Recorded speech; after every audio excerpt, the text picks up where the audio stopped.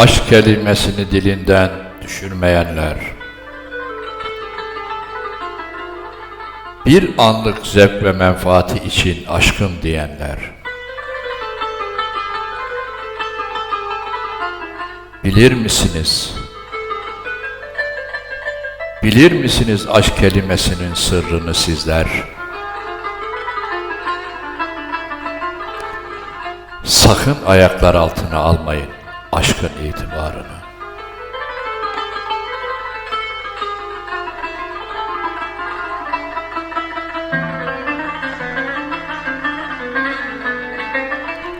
Aşk ilahi bir sırdır.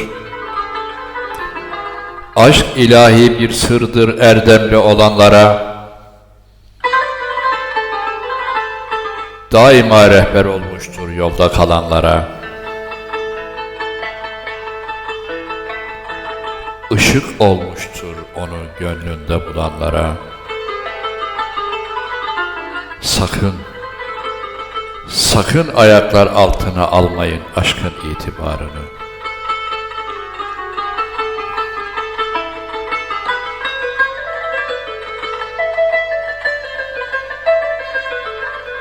Bir anlık sevgiyi aşk diye görmeyin.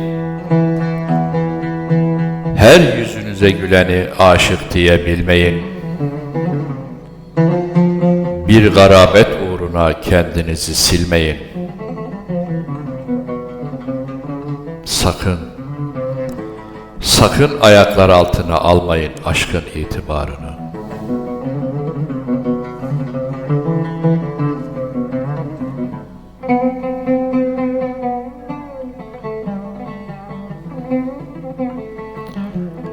Aşkın ilk sahibi alemleri yaratandır. Onun tek sahibi bir sen bir de canandır. Onu kendinde bulan iki alemde sultandır.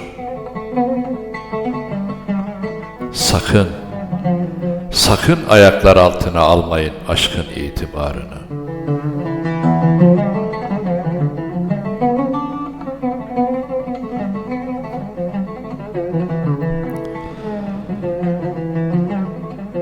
Bilirler aşkı sevdayı candan sevenler. Onlar daima hakikati haktan bilirler. Hoş tutarlar birbirlerini asla üzmezler.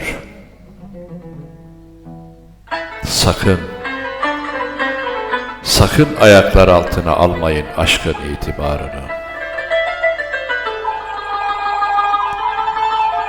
Sakın ayaklar altına almayın aşkın itibarını.